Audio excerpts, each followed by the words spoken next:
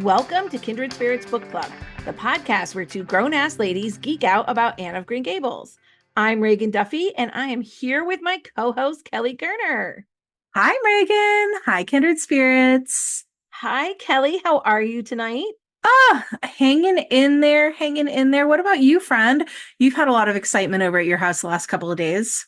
Yeah, we've been busy, and then right to throw a little wrench in it, as I was making dinner tonight, it seemed like my daughter had a very weird allergic reaction completely out of nowhere. She could feel it in her throat, and she could, Ooh. it was obvious that her lips were swelling up. And so we had a brief moment where I was like, well, let's do some Benadryl, but let's keep urgent care, ER as a thing in the back of our minds. And she's fine. She's fine. Oh, thank goodness. That's so scary, though. And I think that's one of those moments as a parent, certainly, but like really just as anyone who like lives with someone else, where you see that the person you are living with is in distress, and you're doing that calculation of like, okay, is this a drop everything and run to the ER moment? Is this a wait and see and keep urgent care on the back burner moment? Or is this a, take 2 aspirin and call me in the morning kind of a situation? And those lines can be really hard sometimes. Yeah. The weird thing is I have no idea what it could possibly have been, except she had gotten her face stuck in her animal onesie that had just come out of the washing machine, and whether the new detergent I was using, like she literally had her face stuck in it for like 5 minutes while we were trying to untangle the zipper. Don't even ask. Meanwhile, the new detergent is just like working its way into her pores. Yeah.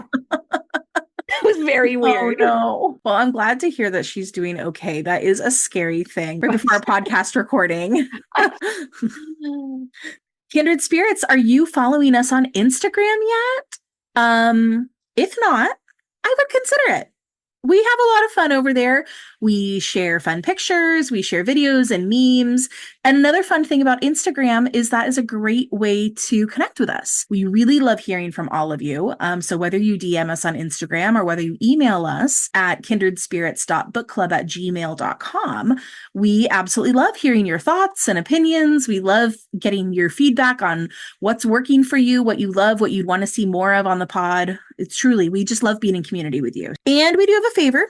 If you are enjoying this podcast, please leave us a 5-star rating and review on Apple Podcasts, if that's where you listen. Spotify and Pocket Casts also now have the ability to rate podcasts and leave comments. So if you listen on either of those apps, please rate us 5 stars as well. That really helps us be more likely to get promoted on those sites, and it helps other kindred spirits find us. Well, Kindred Spirits, today we are going to continue our discussion of Rainbow Valley, this time focusing on the tension around the Meredith children's upbringing in the Glen St. Mary community. What's the balance between their innate moral goodness and their impulsive shenanigans? Is a father's love enough to make up for his emotional and practical neglect? Where's the line between criticism and concern? We've got a lot to get to. We really do. It's an interesting one today. So for our kindred spirit of the episode, I think we actually have a tie here between Miss Cornelia and Anne.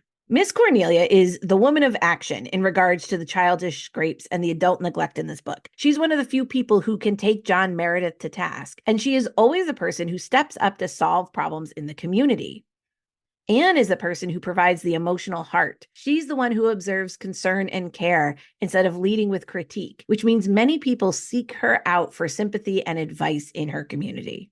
So we're going to be talking a lot about John Meredith, the Presbyterian minister and the father of Jerry, Faith, Carl, and Una, our main characters today. In order to truly understand what he's like, our quote of the episode is going to give us a glimpse into his mind. Just to set this quote up for some context, this occurs right after John has paid a social call on Rosemary and Ellen West. John is developing a romantic interest in Rosemary, but he hasn't quite realized it yet. John Meredith walked slowly home. At first, he thought a little about Rosemary, but by the time he reached Rainbow Valley, he had forgotten all about her and was meditating on a point regarding German theology, which Ellen had raised. He passed through Rainbow Valley and knew it not. The charm of Rainbow Valley had no potency against German theology. When he reached the manse, he went to his study, and he took down a bulky volume in order to see which had been right, he or Ellen. He remained immersed in its mazes until dawn, struck a new trail of speculation, and pursued it like a sleuth-hound for the next week, utterly lost to the world, his parish, and his family. He read day and night. He forgot to go to his meals when Una was not there to drag him to them. He never thought about Rosemary or Ellen again. Old Mrs. Marshall, over harbor, was very ill and sent for him, but the message lay unheeded on his desk and gathered dust. Mrs. Marshall recovered, but never forgave him. A young couple came to the manse to be married, and Mr. Meredith, with unbrushed hair, in carpet slippers, and faded dressing gown, married them. To be sure, he began by reading the funeral service to them, and got along as far as ashes to ashes and dust to dust, before he vaguely suspected that something was wrong. Oh my God. Yeah, this is John Meredith in a paragraph. So when we talk about the ways that the community is reacting to John Meredith and to his family, well, that is what they are all up against. Today's Story Club is going to discuss a theme we come back to a lot in the Anne series, that of community. So much of this series is about finding our way in the context of a close-knit small village community, and Rainbow Valley as a book is no different.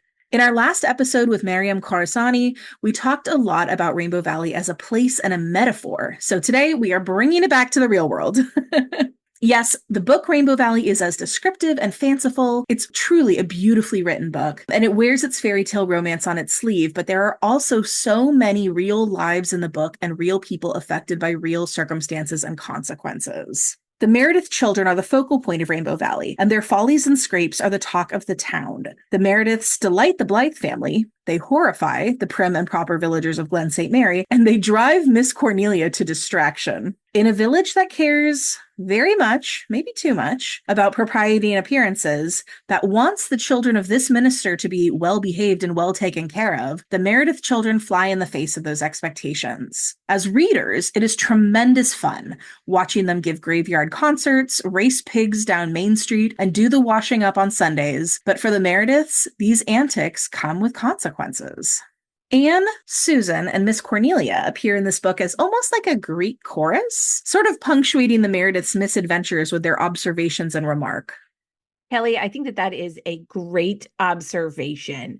I kind of love that image of the three of them on the porch, and between them commenting and commentating on all of these childish escapades that are happening. I think it's really necessary that we get their perspective. For one, they kind of bring us into the narrative, and they are able to communicate to us community expectations in a way that like we wouldn't necessarily understand ourselves, especially like as modern readers. And I agree with you. It's just such a funny image. I love picturing them on the porch, like maybe they're doing their sewing or getting, shelling peas or, getting things ready. And then just gabbing, just having a yap like you and I do, or like we do with any of our friends and neighbors. It's one of the things that really grounds the book for me, the three of them chatting. For sure. I think it helps situate a book that is mostly about the child perspective and the child experience. I think it gives context to the world in which these experiences are happening that the kids don't understand yet.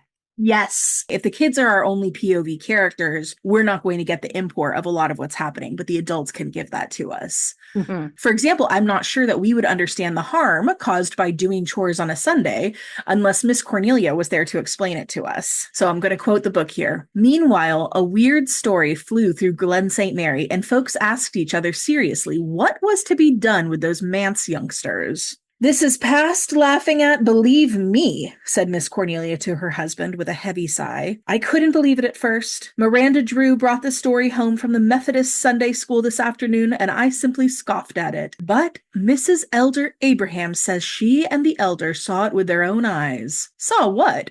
asked Marshall. "Faith and Una Meredith stayed home from Sunday school this morning and cleaned house." Those italics are Miss Cornelia's, not mine. Said Miss Cornelia in accents of despair. "When Elder Abraham went home from the church," he had stayed behind to straighten out the library books, "he saw them shaking rugs in the Methodist graveyard. I could never look a Methodist in the face again. Just think what a scandal it will make." A scandal it assuredly did make. growing more scandalous as it spread, until the over-harbor people heard that the manse children had not only cleaned house and put out washing on a Sunday, but had wound up with an afternoon picnic in the graveyard while the Methodist Sunday school was going on. So we have a little game of telephone in there as well. Miss Cornelia, Susan, and Anne together make an interesting blend of perspectives, right? Susan is concerned with propriety, but she's much too devout to openly criticize a minister or his family. And I also wonder with Susan if this is maybe just some of her class awareness coming out. Like, she would never criticize anyone who she thought was well-educated and well-connected, right? So she wouldn't criticize Reverend Meredith just as she wouldn't criticize Anne and Gilbert. For sure. Susan is also extremely loyal. She is going to defend Reverend Meredith and always point out the ways that Merediths are still better than some other family. That's her default. Once Susan is on your side, she will not question you. And then we have Miss Cornelia's perspective, which is different again. She has absolutely no compunction criticizing John Meredith. Or anyone, really. Or really anyone. And she has no problem also pointing out how the children's wild behavior reflects poorly on not just the Merediths, but also the Presbyterian congregation writ large. Now, we could perhaps ask questions as to whether or not that's true, but Miss Cornelia certainly thinks it is. And in fact, I really see Miss Cornelia's role as like Glen St. Mary insider. It kind of puts her in this position of enforcing community norms. And so I'm curious about what you think her motivation is in being this sort of like self-appointed home monitor for the village. Hall monitor is a good term. Right? And that, I think that is kind of what she's doing. And I think it gives her a sense of self-importance. I don't think we can discount that. But I also think, and, I love Miss Cornelia, I think it comes from a genuine desire to take care of the people in her sphere. This is that defining trait of Miss Cornelia, whether she's sewing dresses for eighth babies or looking after Leslie Moore, keeping tabs on the Meredith children, or in this book, when she goes ahead and adopts Mary Vance, she's so connected to the well-being of the people around her. I also think that Miss Cornelia has an extra investment in the Merediths in particular, because she's always so concerned about what the Methodists are thinking about the Presbyterian minister, the Presbyterian church, and Miss Cornelia specifically. Yeah. She's extra horrified by Faith's speech in front of the congregation because so many Methodists happen to be in attendance that day. Miss Cornelia definitely wants to take care of others, to be sure, but she's more appalled by the Meredith kids specifically because they represent the church than maybe she is with other kids getting up to other childish mischief. I think that's right, Reagan. I think that's right. I think there's a lot of kids in the village who probably get into all sorts of things, and Miss Cornelia isn't nearly as concerned because they don't represent her congregation in the same way.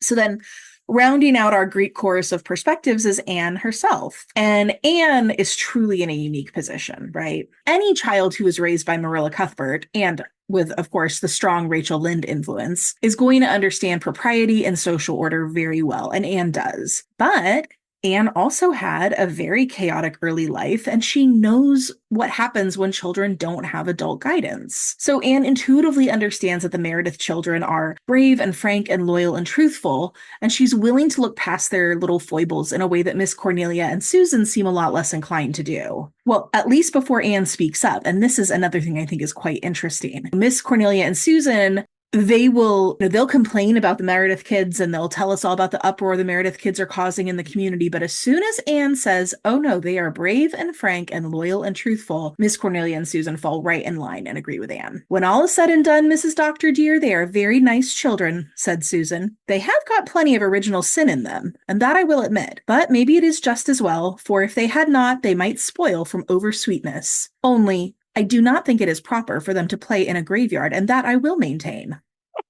I like how Susan has kind of folded herself into some rhetorical knots here. Yes. Of like, actually, no, it's good that they're mischievous so that they're not overly sweet. Okay. She can't bear to disagree with Anne, but at the same time, she also is clearly horrified by these kids. She's really telling herself kind of a story to make this fit her worldview, right? Very much so. Speaking of that, I also think that Anne has more of a sense of humor than Miss Cornelia and Susan. And perhaps thinking back to some of her own exploits as a kid, Anne is far more likely to see some of these escapades as funny. She's secretly amused that Mary Vance chased Rilla with a dried codfish because she thinks that Rilla is a little bit prissy.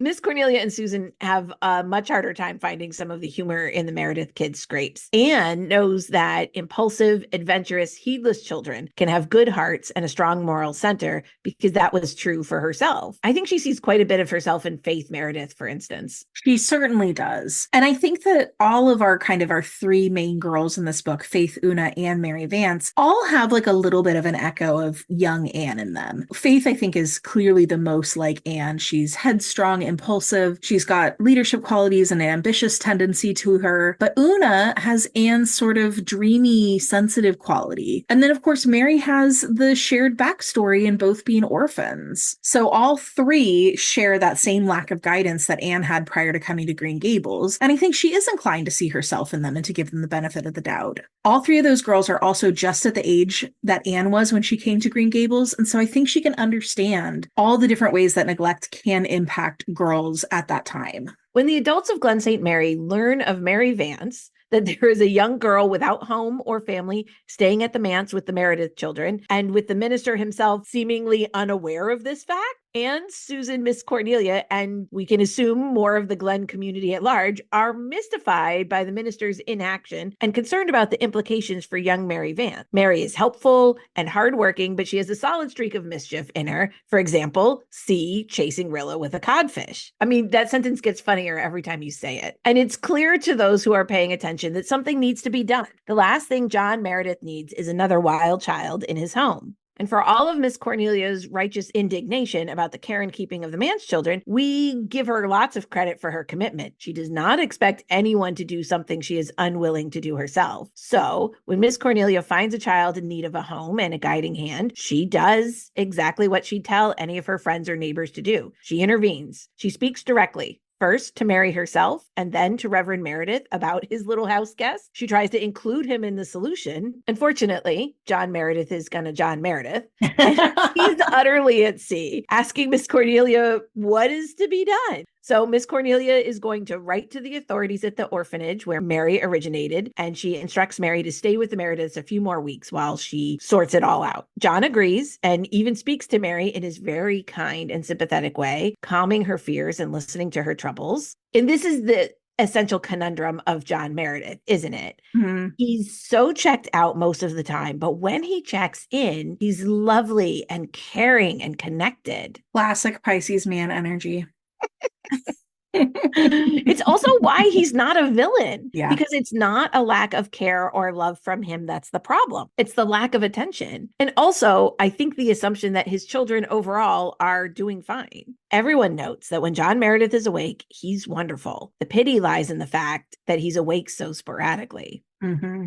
We know he's wise and capable of great compassion and intimacy, but so often he allows his intellectual life to overtake his real life. While waiting to hear back from the orphanage, Mary confides in the girls that she's dreading having to return. Sweet, empathetic Una doesn't know how Mary could avoid going back, but cheerful, easygoing Nan suggests that Miss Cornelia and Marshall Elliott could take her in. The orphanage sends word that they can take Mary back, and Mary cries herself to sleep at the thought of it. Una resolves to ask Miss Cornelia if she will adopt Mary Vance. Una is such a wonderful friend, isn't she? Oh, she is. She's terrified to ask for something so big, especially from someone like Miss Cornelia, who seems so impressive and grand to Una. But Una musters up the courage to walk out to Miss Cornelia's house near Four Winds Harbor to ask. Miss Cornelia is, to put it in her own words, kerflummoxed. She tells Una honestly that she had never thought of taking Mary. She doesn't need any help around the house, and even if she did, she never thought of adopting an orphan girl. Shades of Marilla Cuthbert herself. Una asks Miss Cornelia to think about it. She's on the brink of tears. Someone has to take her, sobbed Una. Someone has to look after her, Mrs. Elliott. That's true. Perhaps it is my duty to do it, said Miss Cornelia with a sigh. Well, I'll just have to talk it over with Mr. Elliott, so don't say anything about it just yet. Take another donut, dearie. We've talked about Miss Cornelia's sense of duty to her community before, and this really is the ultimate example. I'm also reminded, of course, of one of our favorite moments in Anne of Green Gables, when Marilla asks Matthew, what good would she be to us? And Matthew replies, suddenly and unexpectedly, that we might be some good to her. Like Matthew and Marilla, Miss Cornelia steps up to raise Mary Vance. And I love this. I love this for Miss Cornelia, Marshall, and Mary. And we see that they all manage to get along pretty well. I think they are a great match. I think Miss Cornelia is the perfect mother figure for Mary Vance. I definitely agree. She is bustling, she's energetic, she's practical and straightforward, she's so no nonsense, and somehow she finds time to be everywhere and do everything. But she really meets her match in Mary, right? Who loves to work and who has vim and verve to spare. Later on, Miss Cornelia tells Anne, I've no fault to find with Mary. She's getting some flesh on her bones and she's clean and respectful, though there's more in her than I can fathom. She's a sly puss. If you dug for 1,000 years, you couldn't get to the bottom of that child's mind, believe me. As for work, I never saw anything like her. She eats it up. Mrs. Wiley may have been cruel to her, but folks needn't say she made Mary work. Mary's a born worker. Sometimes I wonder which will wear out first, her legs or her tongue. I don't have enough to do to keep me out of mischief these days. I'll be real glad when school opens, for then I'll have something to do again. Mary doesn't want to go to school, but I put my foot down, and I said that go she must. I shall not have the Methodists saying that I kept her out of school while I lolled in idleness. I'm just wondering what Miss Cornelia thinks is lurking in Mary's mind. I don't know. I'm cracking up. What she's worrying about is what the Methodists will say. Oh, I know. Like Miss Cornelia could ever lull. Oh, I think she's incapable of lolling. Even the Methodists know that.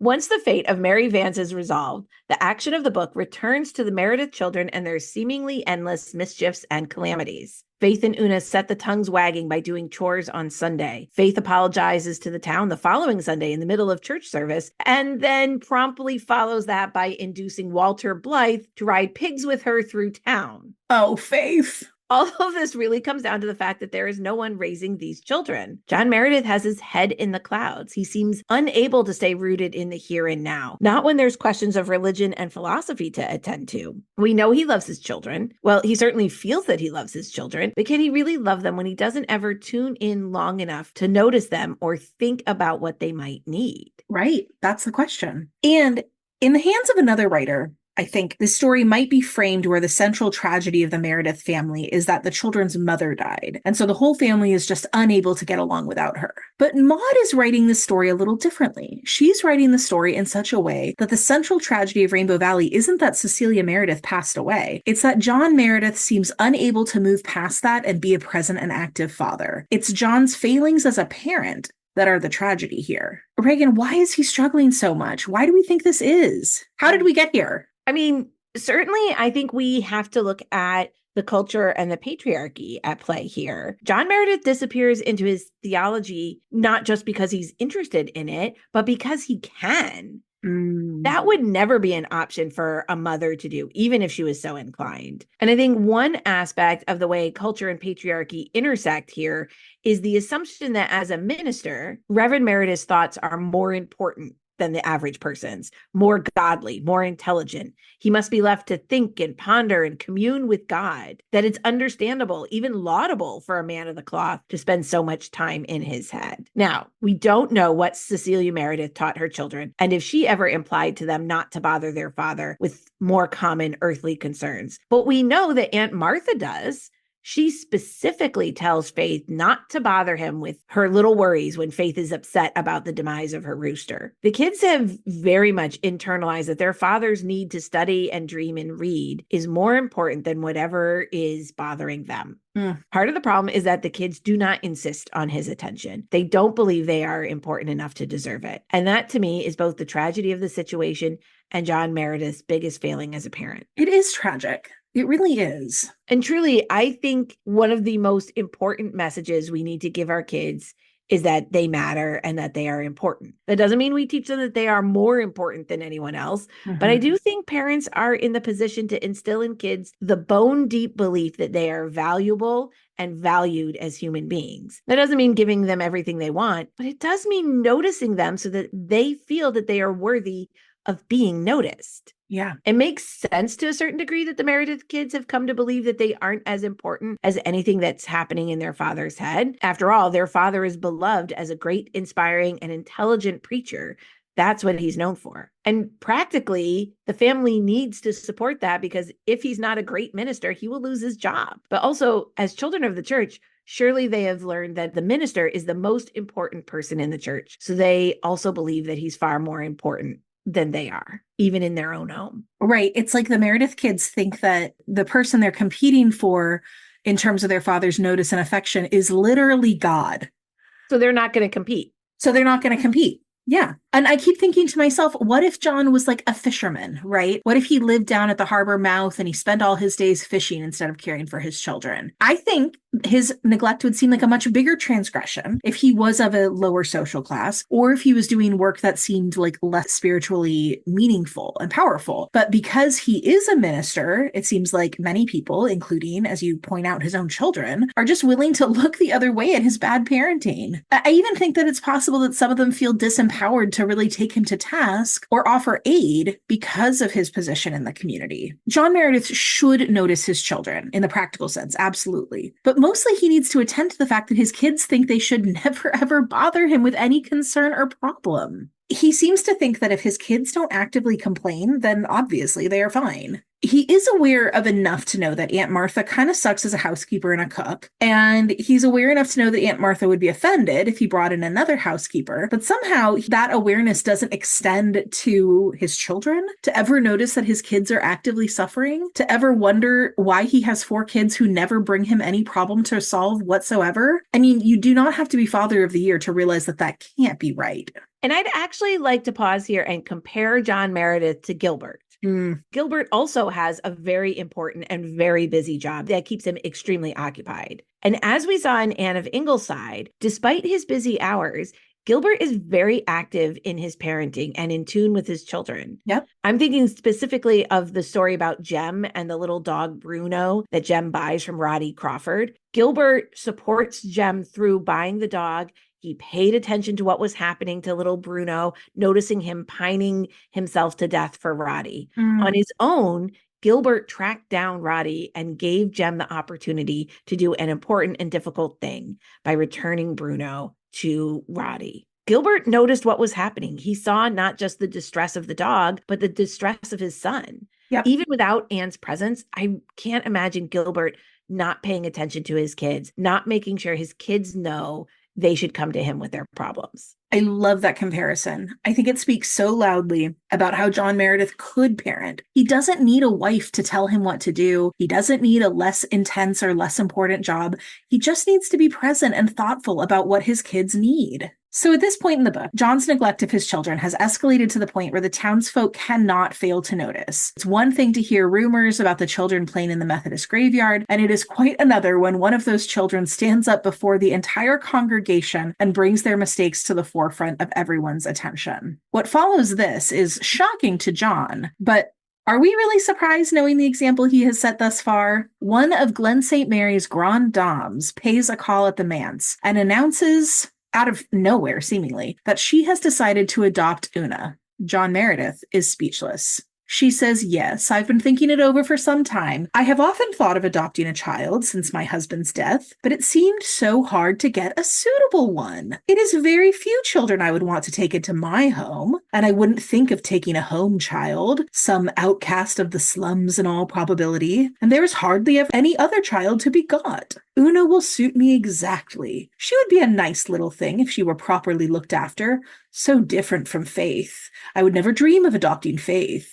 But I'll take Una, and I'll give her a good home and upbringing, Mr. Meredith, and if she behaves herself, I'll leave her all my money when I die. Una shall be well dressed and educated and trained, Mr. Meredith, and I shall give her music and painting lessons and treat her as if she was my own." Mr. Meredith was wide enough awake by this time. There was a faint flush in his pale cheek and a dangerous light in his fine, dark eyes. Now, John is rightfully incensed at Mrs. Alec Davis's presumption, but again, can we blame her for misunderstanding?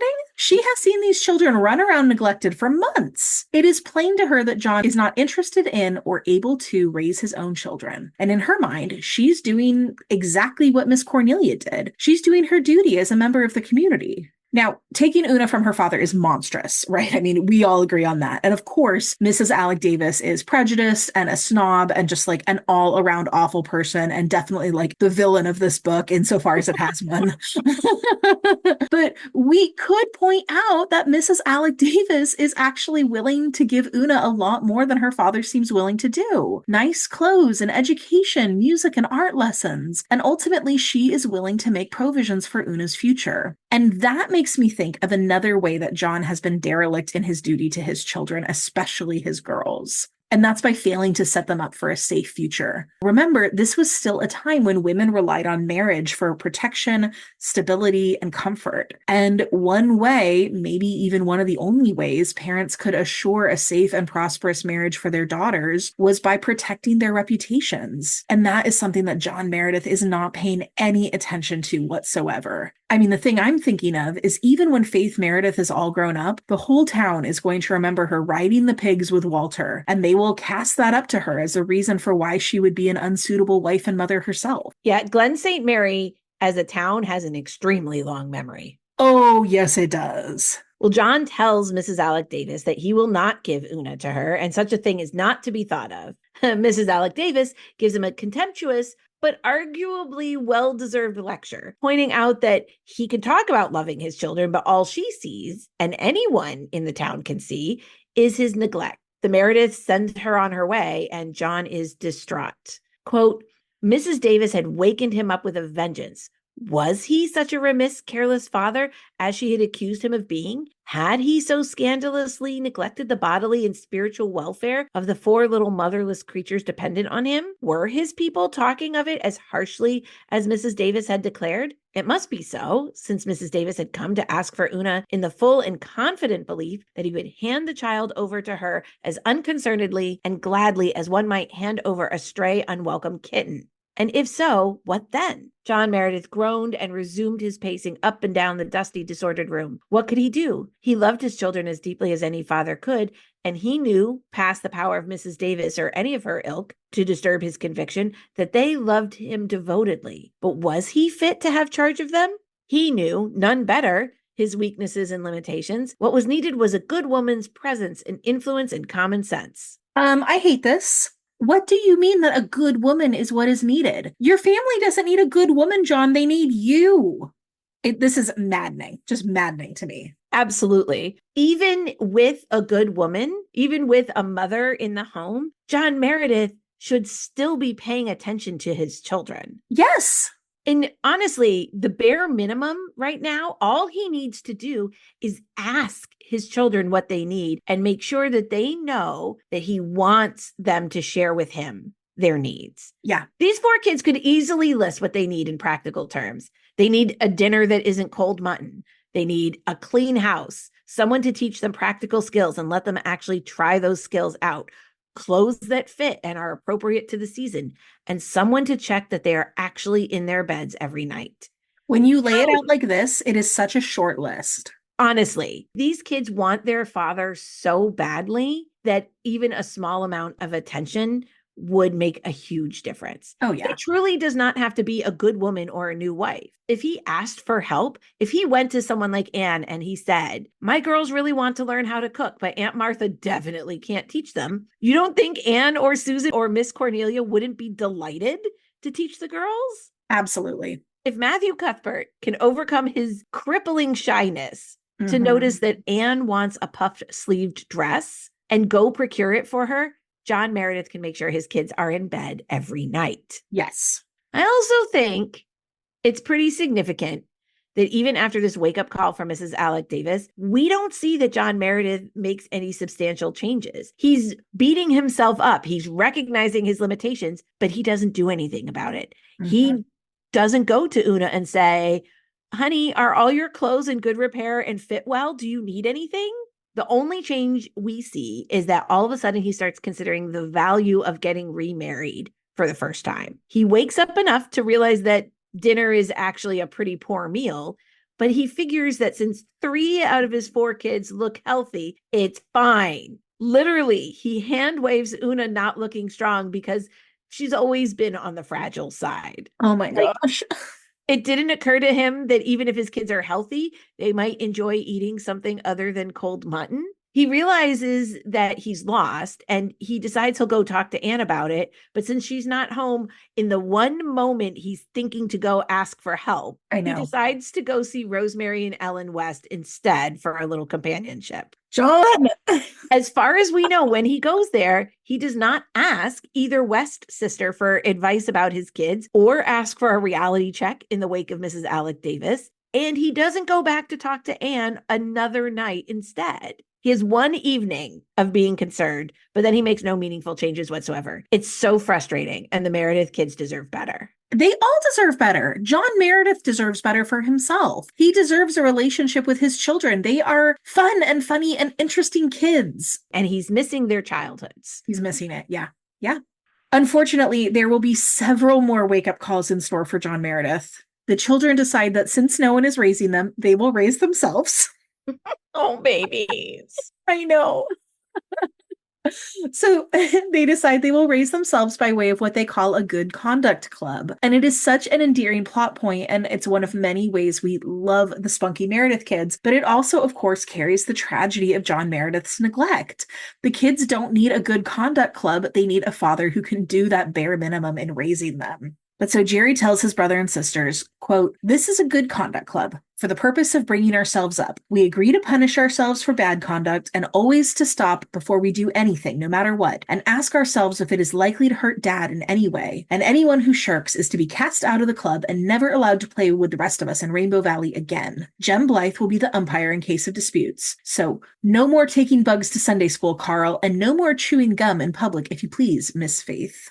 The four of them settle on the rules of the club, and it goes pretty well at first. Faith whispers during Sunday school, and then she devised and carried out a punishment that she should go a whole day without speaking. Now, unfortunately, this happened to be a day when a parishioner came to call at the manse, and he left thinking that Faith was very bad-mannered and sulky. But the Meredith kids are feeling pretty good about their ability to raise themselves, and although we love them for trying, it is clear to us that they still need an adult. Right. Because parenting isn't about punishing kids for wrongdoing. It's about guiding them to make good decisions. The kids are pretty harsh in punishing themselves and are coming up with punishments that don't really fit the offenses or cause more problems as a result. And the Good Conduct Club also intervenes after Faith gave away her only good pair of stockings and then went bare-legged to church. Now, I thought this was really interesting because at first, Faith sort of balks at the idea of punishment because in her mind, going to church without stockings hadn't actually hurt anyone. But eventually, they're able to explain to her that it reflected poorly on their father.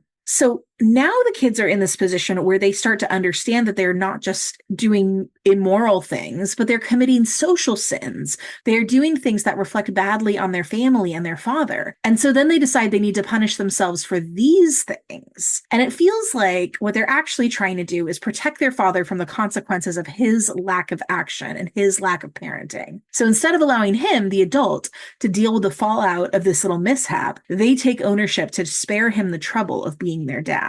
And this is a great example of being parentified. The kids are worrying more about their father and the consequences for him than he is about them and what the consequences of their misbehavior might be for them. Right. So the Good Conduct Club decrees that Faith's punishment for going to church bare-legged shall be wearing her rough, ugly striped socks for a week, but Faith takes it a step farther, publishing an apology letter in the newspaper, which, while well-intentioned, starts an entirely new village uproar. The Greek chorus of Anne, Miss Cornelia, and Susan weigh in, and each has their own opinion. Anne and Gilbert laughed about the letter, but Miss Cornelia was beside herself. "Isn't it dreadful? What is to be done?" asked Miss Cornelia despairingly. Miss Cornelia had vowed that she was done with worrying over the pranks of the manse children, but she went on worrying just the same. And meanwhile, quote, Susan was already on her second pair of stockings for Faith. Susan never worried over poor humanity. She did what in her lay for its betterment and serenely left the rest to the higher powers. It's such a perfect description for the three of them. Anne sees the humor in the moment, Miss Cornelia sees the impropriety, and Susan, she just gets right to work on a new pair of stockings. You know what? Susan's the salt of the earth sometimes. She really is. Somehow, This whole episode escapes John Meredith's attention, but their next misadventure earns even his notice. And that's when the Meredith children conduct a concert in the Methodist graveyard. Miss Cornelia explains that they sang at full voice for an entire hour. And while it was mostly hymns, which wouldn't be that bad, they concluded with a rousing rendition of Polly Wolly Doodle, all the verses. And this would have been bad enough on its own, except that it also took place during the Methodist prayer meeting, meaning that a significant portion of the Methodist congregation witnessed the Presbyterian minister's children singing Polly Wolly Doodle in the Methodist graveyard. Yeeks. Well, let's be accurate. John Meredith did not notice this while it was happening, although he was home and reading in his study with the window open. Yikes. But he became aware of it when Miss Cornelia took it upon herself to tell him. And at that point, even he understood that his children's mischief required a response. So John goes to talk to his children. Faith accurately points out, quote, "You were sitting in there all the time and never said a word to us. I did not notice what you were doing. That is no excuse for me, of course. I am more to blame than you. I realize that. But why did you sing that foolish song at the end?" "We didn't think," muttered Jerry, feeling that it was a very lame excuse, seeing that he had lectured Faith so strongly in the Good Conduct Club sessions for her lack of thought. "We're sorry, Father. Truly, we are. Pitch into us hard. We deserve a regular combing down." But Mr. Meredith did no combing down or pitching into. He sat down and gathered his small culprits close to him and talked a little to them, tenderly and wisely. They were overcome with remorse and shame and felt that they could never be so silly and thoughtless again. "We've just got to punish ourselves good and hard for this," whispered Jerry as they crept upstairs. Oh, these kids. They are so sure that their father can't do his job as their father that they don't even interpret his discussion with them as a punishment. When in fact, it seems to me that John is actually doing some really thoughtful parenting work in that moment, at least. He admits to them that he's even more to blame than they are, and then he talks to them tenderly and wisely until they feel like they could never make a mistake like that again. Sounds like he can be a great dad when he wants to be, but the kids have lost all faith in him. And they decide they need to punish themselves on top of this. Right. This is why kids should not be punishing themselves. They can't think it through very well because discipline is different from punishment. Discipline is supposed to guide kids, help them connect actions and consequences and learn new behaviors, which in this case, John has done. Yeah. There's no need for punishment if the kids have learned from this instance, which clearly they have. Well, so the punishment that the kids come up with is a fasting day, and they decide that it's going to be Sunday. Unfortunately, that is the one day of the week when they actually do get square meals and something other than just cold mutton. And here we see again that the kids are choosing punishments for themselves that are harsher and harsher. Fasting is not an okay consequence for simple childhood thoughtlessness or as a punishment ever. And while this day of abstinence is tough for all the kids, frail Una actually faints in church from hunger, causing yet again another gaffe in the sight of the whole congregation. And we're told that Gilbert struggles to bring Una back to consciousness because she's so weak already. The children admit to John that they are fasting to punish themselves for the graveyard concert. And this, of course, is astonishing to John, who thought his scolding was the end of it. And now he knows that they have no confidence in his ability to raise them. Quote, John Meredith went into his study, where he sat in the darkness for a long time, alone with his bitter thoughts. So his children were bringing themselves up because there was nobody to do it, struggling along amid their little perplexities without a hand to guide or voice to counsel. Faith's innocently uttered phrase rankled in her father's mind like a barbed shaft. There was nobody to look after them, to comfort their little souls and care for their little bodies. John is agonizing over what to do next. Should he marry? If so, who? He decides, you know what, this is all too much. I'm just going to settle down with one chapter of my book. And just like that, he's lost to the world, and the whole incident is just gone from his mind. And this is bonkers.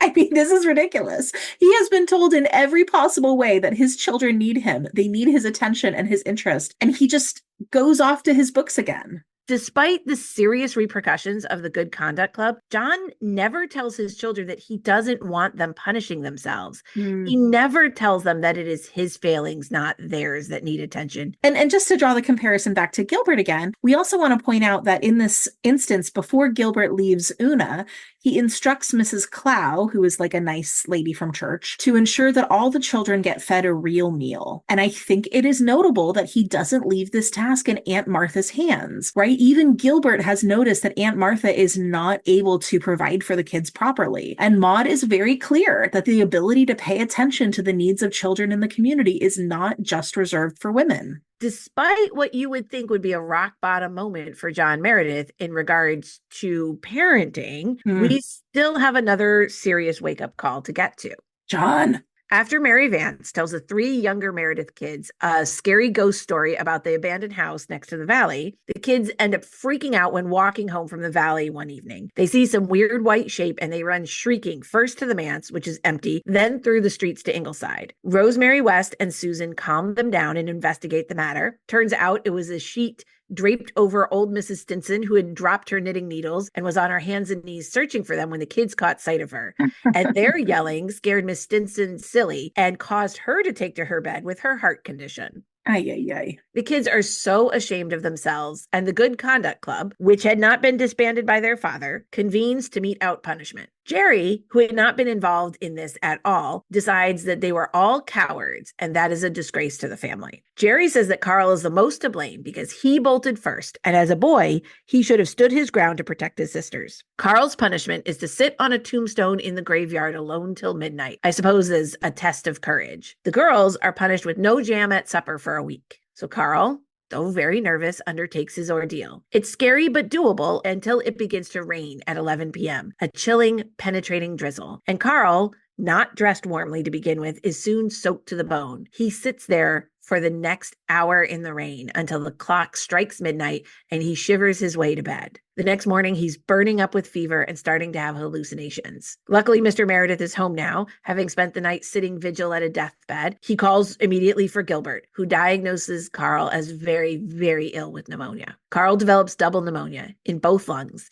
and it is touch and go for nearly 2 weeks. One night, they fear losing him altogether, with Gilbert and a nurse by his bedside fighting death, and Carl finally managing to rally past the crisis point. Poor Jerry is racked with guilt and won't leave his post outside of Carl's room. Maud tells us that when the news went out that Carl would recover, quote, the waiting Glenn and people found out how much they really loved their minister and his children. So glad that they can put a pause on criticizing these kids to be worried about Carl and then to send a lot of nourishing food to the manse for the first time. Yeah, a little too late there. Now, one would think that having nearly lost his son as a result of the Good Conduct Club, John Meredith would have turned things around a bit as a parent, but he's not quite there. Regrettably. So now Mary Vance, who has brought news of Carl's most recent transgression regarding an eel in Mrs. Carr's buggy, notes that Mr. Meredith continues to be abstracted. And Mary says, quote, there goes your pa, and never seen us no more, and if we weren't here. Well, I'm getting so's I don't mind it, but there are folks who do. And it turns out that this time, Mr. Meredith isn't paying attention to them because he had also just heard the story of Carl and the eel, and he's upset and distressed about it. I mean, we're being a little hard on John here to say that he didn't learn anything from the fainting incident because at least this one he remembers long enough to talk to Carl about it. Carl owns his part in the way the eel thing turned out. He had thrown the eel, but he thought it was dead, and John recognizes that Carl does need a consequence for this. Now, the problem is that John is so unused to being involved with his kids that he's really lost in how to do this. And he had actually handled the graveyard singing quite well. And we think he probably could have done something similar with Carl here, like maybe even including a written apology to Mrs. Carr and some time off with hanging out with some of those other kids who were involved. But since the kids had felt that the talking to wasn't, quote, enough to bring them up right, and they had to punish themselves by fasting, maybe John feels like he needs to do something harsher. I mean, that's not what's spelled out, but I think that's kind of what we're reading into this. Times being what they were, and John Meredith having very little practice in parenting, he decides that he must punish Carl by whipping him. John is visibly distressed by this, and so much so that then Carl feels like he has to make his dad feel better. So he acts cheerfully about this impending punishment, despite being scared. And my heart just breaks for all of them. John really goes on an emotional journey here. He can't figure out what to use to whip him. He is afraid of being too lenient. And even though the image of Mrs. Carr launching out of the buggy makes him laugh, he's also afraid of being too harsh. And Carl is trying to be very brave about the whole thing, telling his siblings, anyhow, I'm not going to cry no matter how much it hurts. It would make Father feel so bad if I did. He's all cut up now. I wish I could whip myself hard enough and save him doing it. Oh my God, doesn't this just wrench your soul? It really does. In the end, John can't do it. He gets right up to having Carl hold out his hand, but the fear that Carl can't quite keep out of his eyes stops him cold. Carl's eyes look just like Cecilia's, and John remembers that only 6 weeks ago, Carl nearly died from pneumonia. John sends him out of the room, and Carl sobs that it was almost worse than if he had whipped him, seeing his father feel so awful. At this point, Una slips in to see if she can comfort her father. She tiptoes into the study and overhears her distraught father talking to himself. And whatever it is that Una hears inspires her to save her father from himself,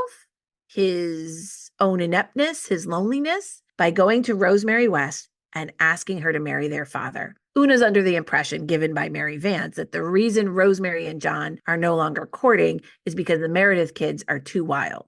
Of course, that's not the reason why. Rosemary even understands that Una is doing this despite her fear that Rosemary will inevitably become a wicked stepmother, pushes Rosemary to take a risk and write to John. And that's what ultimately changes the lives of the Meredith kids. John never quite gets there on his own, but at least he's starting to recognize how much his kids need him. And I hope he tunes in more to them now that he has support from Rosemary. Sigh. Yeah, annoyingly, like it really does just come down to him getting married in the end. That's not the redemption arc we really wanted for John. No, we wanted more redemption. So returning to our Greek chorus of Anne, Miss Cornelia, and Susan for the community perspective toward the end of Rainbow Valley, Anne makes this impassioned speech in support of the Merediths, one that seems to influence Miss Cornelia and Susan to relax their high standards and worry less about the opinion of the rest of the town. I'm going to read some of the speech. It's quite long. We did cut some of it, but we think it's important. "Do you know, dear Miss Cornelia," said Anne seriously, "I think we have all been making too many excuses. It is very foolish and we ought to stop it. I am going to tell you what I'd like to do. I shan't do it, of course." Anne had noted a glint of alarm in Susan's eye. "It would be too unconventional, and we must be conventional or die after we reach what is supposed to be a dignified age. But I'd like to do it. I'd like to call a meeting of the Ladies' Aid and the WMS and the Girls' Sewing Society and include in the audience all and any Methodists who have been criticizing the Merediths, although I do think if we Presbyterians stopped criticizing and excusing, we would find that other denominations would trouble themselves very little about our man's folks. And I would say to them, dear Christian friends," with a marked emphasis on Christian, "I have something to say to you that I want to say it good and hard, that you may take it home and repeat it to your families. You Methodists need not pity us, and we Presbyterians need not pity ourselves. We are not going to do it anymore, and we are going to say boldly and truthfully to all critics and sympathizers, we are proud of our minister and his family. Mr. Meredith is the best preacher Glen St. Mary Church ever had. Moreover, he is a sincere, earnest teacher of truth and Christian charity. He is a faithful friend, a judicious pastor in all essentials, and a refined, scholarly, well-bred man. His family are worthy of him." And then in Anne's speech, she kind of goes on to praise each child specifically, and she ends her speech with, quote, "Away with shamed-faced excuses and apologies. We rejoice in our minister and his splendid boys and girls." The book goes on. Anne stopped, partly because she was out of breath after her vehement speech, and partly because she could not trust herself to speak further in view of Miss Cornelia's face. The good lady was staring helplessly at Anne, apparently engulfed in billows of new ideas. But she came up with a gasp and struck out for shore gallantly. "Anne Blythe, I wish you would call that meeting and say just that. You've made me ashamed of myself, for one, and far be it for me to refuse to admit it. Of course that is how we should have talked. Especially to the Methodists. And it's every word of it true. Every word. We've just been shutting our eyes to the big worthwhile things and squinting them on the little things that don't really matter a pin's worth. Oh, Anne, dearie, I can see a thing when it's hammered into my head. No more apologizing for Cornelia Marshall." Reagan, I don't know about you, but I love this about face for Miss Cornelia. And it almost feels like a moment of catharsis for Anne. I feel like this is the speech she wanted someone to make on her behalf when she was young and new in Avonlea. Susan, notably, does not chime in. Susan's about the practicalities. Yep. Whatever Anne thinks, she agrees with it. Yep. But this goes to our recurring discussion of goodness. This is Anne speaking up for goodness with a capital G, not obedience, not propriety and manners. Yep.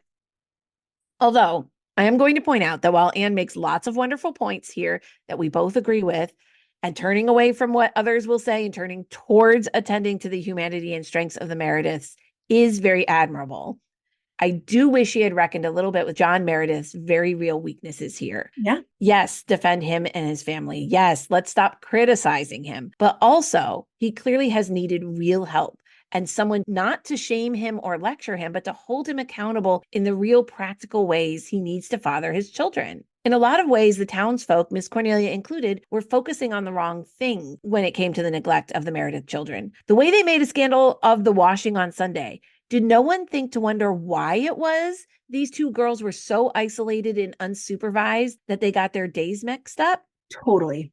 And to me, it's less the washing issue and much more the problem of, wait, is Aunt Martha not up to taking care of these kids? Spoiler alert, she's not.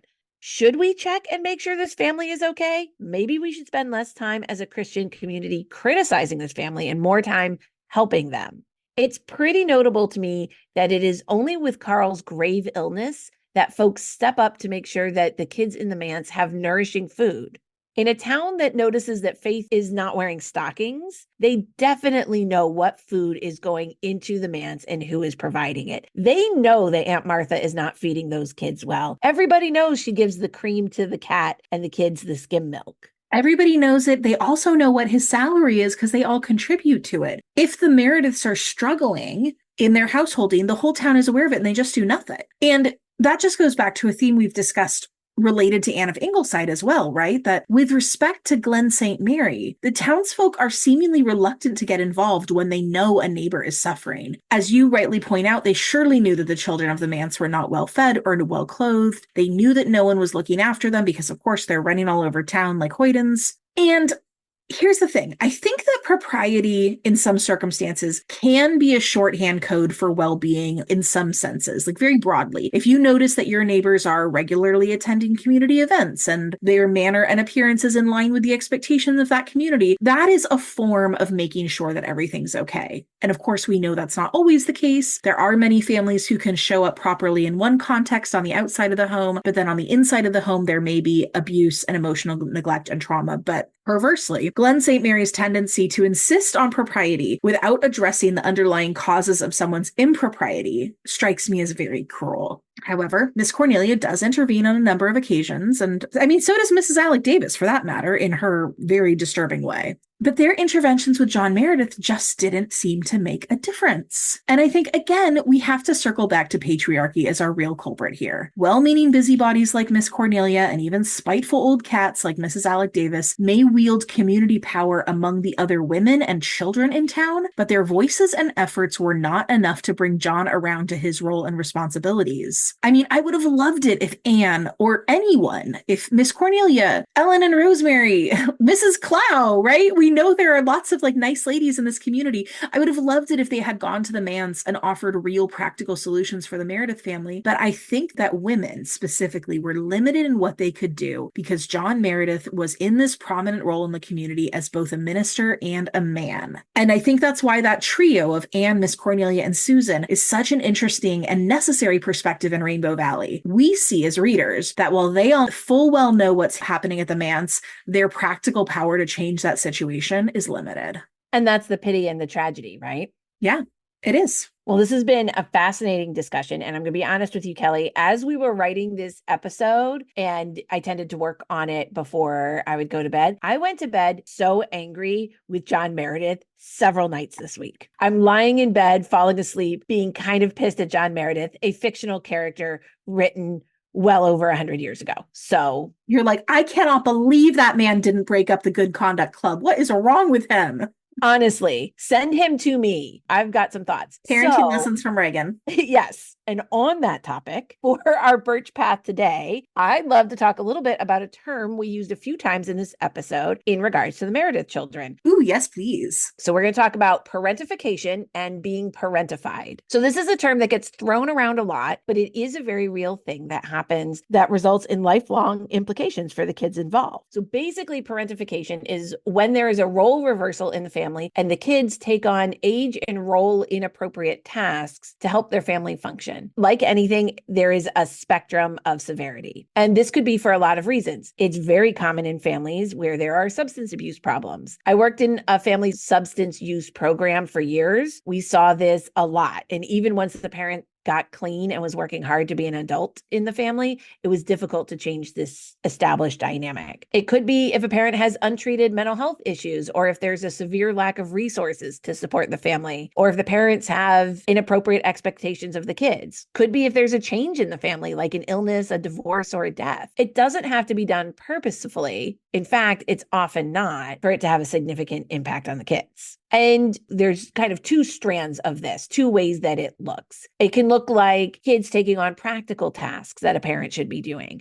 Let's say making sure there's food to eat in the house, skipping school to take care of younger siblings, paying bills, keeping track of appointments and schedules, and making sure everyone gets where they need to go. And again, we are talking about age and role inappropriateness. There's a huge difference between, let's say, tasking your tween with making dinner a night or two a week, especially if you've been giving them the skills to do so, and leaving the kids to fend for themselves for the majority of their meals. We're not talking about babysitting your younger siblings. We're talking about kids taking care of their siblings in a parent's inability to do so. So helping your 3-year-old sister put on her shoes, fine, great. Knowing that if you don't get the 3-year-old dressed and walk to preschool, she won't go at all, that's parentification. The second strand is an emotional kind of parentification. And that's what we saw a lot of in Rainbow Valley. And that's when the kids are parenting the parent emotionally, or constantly working around a parent's volatility. The Meredith kids worry about their father and don't want to cause him any distress. So they're working really, really hard to take care of his feelings. And that's everything from not bringing him their problems, not asking him for help, to punishing themselves so he doesn't have to do it, and so that they won't be a disgrace to him. And that goes all the way up to proposing for him.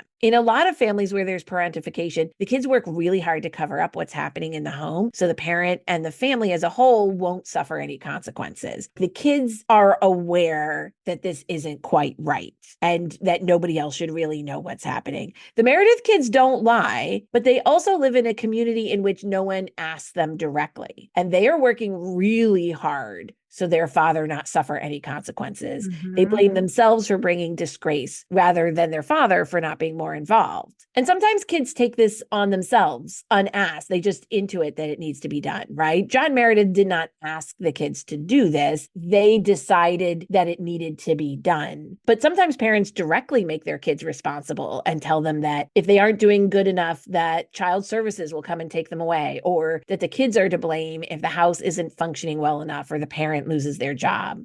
It can also look like parents leaning on their kids and burdening them with age inappropriate issues. This could be things like complaining to the child about the other parent or their dating life, or making kids feel responsible for a family's financial situation. It could be mediating parental conflict or making kids feel like they're not allowed to have any problems because their parents won't be able to handle it. Yep. And we saw that specifically with the Merediths. Exactly. And again, what we are talking about here is tasks, burdens, responsibilities, and stakes that are too big, too all-encompassing, too frequent for the kids' age, ability, and their role in the family. So I don't want anybody to think that we're saying like, oh, kids should not have any responsibilities. They should not feel like they're part of the family and have roles and ways of helping their family function. Of course, they should gradually build up to having more tasks and responsibilities in their families. But in general, kids need their parents to be the stability, the problem solvers, the teachers of skills. Parents need to scaffold skill building at an age-appropriate level that's individualized for the kids' abilities. Kids need to feel like they can bring their problems to their parents for help and support, and that it's okay to make mistakes and screw up now and then without severe repercussions. So there's a lot of consequences for kids who are parentified. Kids can develop a lot of anxiety, worry, and guilt. Think about little Una. Yep. And Jerry, who was so racked with guilt when Carl was sick. Jerry was trying to parent his siblings outside of his pay grade, outside of his cognitive ability and experience about what's appropriate consequences for childhood mistakes. Jerry should never have had the burden of trying to discipline his siblings. He didn't have adult perspective. He was focusing on the potential disgrace for his father, and he came up with a harsh punishment, and he wasn't old enough to know the severe consequences for sitting in the cold rain for an hour. And now Jerry's left with the guilt for making those mistakes that he should never have been in the position to make. Kids can also push themselves to exhaustion to be high achieving and struggle to let go of adult responsibilities and enjoy being a kid. Luckily for the Merediths, their friendship with the Blythes provides some nice balance for them. But it's pretty notable that it is Mary Vance, another highly parentified child, that spends the most time chastising the Merediths and taking them to task for their mistakes. Mary has high expectations for their behaviors and is less likely to see their escapades as funny or understandable or age appropriate. The Blythes, who aren't parentified, don't seem to be particularly worried about the Meredith's shenanigans. When the Blythe kids screw up, they get a talking to, and their parents protect them and guide them. Nothing bad is going to happen to the Blythes because Walter rode a pig through town. Their parents will be aware and will intervene where needed, right? We hear Anne about the pig situation and reports that she talked to Walter about it. But it might have big consequences for the Merediths, right? Yeah. Mary is obviously highly parentified as well. So she sees nothing wrong with scolding the Merediths and pushing them to be more aware of the higher stakes in their situation. To a certain extent, Mary is teaching them to be parentified. That makes a lot of sense, right? I had said like there's kind of like the two strands of parentification, the practical strand, that is Mary, right? That's where that's the experience she had, where she was expected to be doing all of this practical, hard adult work, cleaning the house, cooking, doing a fair amount of drudge work. So it makes sense for Mary. She really exemplifies that. The Meredith kids very much had the emotional parentification, where they are really worrying about their father's emotional state. They feel like they need to take care of him. They don't want him to feel badly. They don't want him to have to suffer any consequences. You see these kids together and the way that Mary doesn't do this on purpose, but she is contributing to the guilt and anxiety the kids really feel towards their father. So parentified kids grow up to be adults that might continue to struggle with anxiety or perfectionism or depression. They might become adults that have a hard time in relationships because they have difficulty with boundary setting, or they have a lack of trust in others, assuming that everything will always fall on them. Thanks to the patriarchy, daughters often end up more parentified in these families, especially if there are multiple kids. That does not mean that sons are not parentified. I've worked with lots of boys who are in that situation. But many household tasks are already coded as belonging more to women, and girls are more likely to be socialized to be emotional caretakers for others, and so leaned on emotionally by their parents. And we can see that with Faith and Una. Now, Faith and Una are our primary point of view characters, but they are also the ones who do the most worrying about their father and their reputation as a family. Think of Una stressing about the cleanliness of the house and her inability to cook. She's often the one to go comfort her father. She arranges her father's marriage. Una. And think of Faith, who takes it upon herself to confront Norman Douglas about returning to church so her father won't get fired, or speaking up in church or in her letter to the newspaper to try and clear her father of any criticism, to accept full responsibility to protect her family. And obviously, both Jerry and Carl are equally responsible in the Good Conduct Club, Jerry often setting the punishments as the oldest child. So there you go. That's my little spiel about parentification. The Meredith kids are kind of textbook.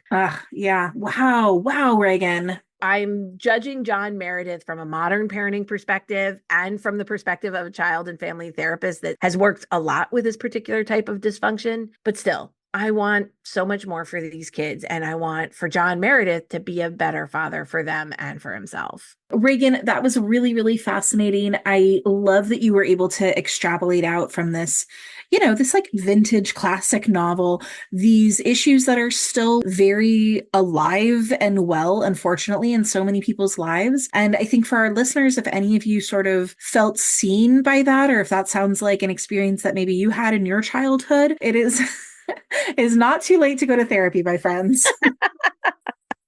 Right. That's how you can start to untangle some of those things. And you deserve it. You deserve it. You absolutely deserve it. So we want to move along to our Inspired by Anne. And what we were thinking this time around was to sort of talk about maybe some like feminist or like patriarchy crushing books that we've read recently and we wanted to recommend.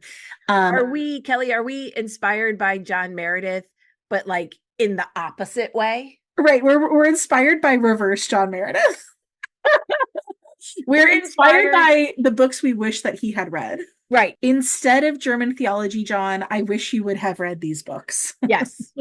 So my recommendation is going to be Normal Women by Philippa Gregory. Many of you are likely familiar with Philippa Gregory. She is a prolific writer of historical retellings of the Tudors and other dramatic moments in like the British monarchy. So anyway, last year she came out with an amazing book, Normal Women, which is less of a sort of fictionalized historical account and more of just like a straight history book. And it's about the last 1,000 or so years of specifically English, but also Western European history from women's perspective. And it features women who were revolutionaries, who were leaders, who were provokers, who started movements, you know, who invented things. And what I thought was really fascinating about this book and what makes it just such a dazzling read is Philippa is such an incredible researcher, and almost all of her source materials for this book were first-hand accounts. And of course, she's a beautiful writer. I mean, this is almost a one-sitting read, which is bananas to say about a history book, but it really is that compelling. And the edition that I read, which was the hardcover that was published last year, there are pictures in it. So it's a very beautiful book as well. Definitely recommend Normal Women by Philippa Gregory. That sounds amazing. I love it. Adding it to my list. So I have 2 books to recommend that are more on the practical side. These would be great books for John Meredith to read. The first one is by Darcy Lockman, and it's called All the Rage: Mothers, Fathers, and the Myth of Equal Partnership. And Darcy Lockman is a journalist, and she is writing about how, even with all of our progress, how is it that there's this ongoing sneaky problem of progressive relationships that end up morphing into traditional gendered divisions of labor once kids come into the family. So she investigates all the causes of why this is still a problem, even with both parents working full time. And she looks at culture and history, a diverse cross-section of families. And this is a great book with so much food for thought and a wonderful way to start having these conversations with our partners and with each other and as a culture. It's one thing to make individual changes in your relationship, and it's another thing to understand kind of the cultural change that needs to happen. That sounds great, Reagan. That leads me to my second book, which is In Your Own Relationship, How Do We Start Fixing That? And so that recommendation is the book Fair Play by Eve Rodsky. It also comes with a card game, and some people like that and some people don't, but the book itself is just a great place to start. And that is all about practically talking about how to make the invisible labor in the home visible, how to unpack the ways that often women are the default for so many things and it's invisible, how to have some of these conversations and how to work towards more equitably balancing labor and responsibility in the home. That's Fair Play by Eve Rodsky and All the Rage by Darcy Lockman.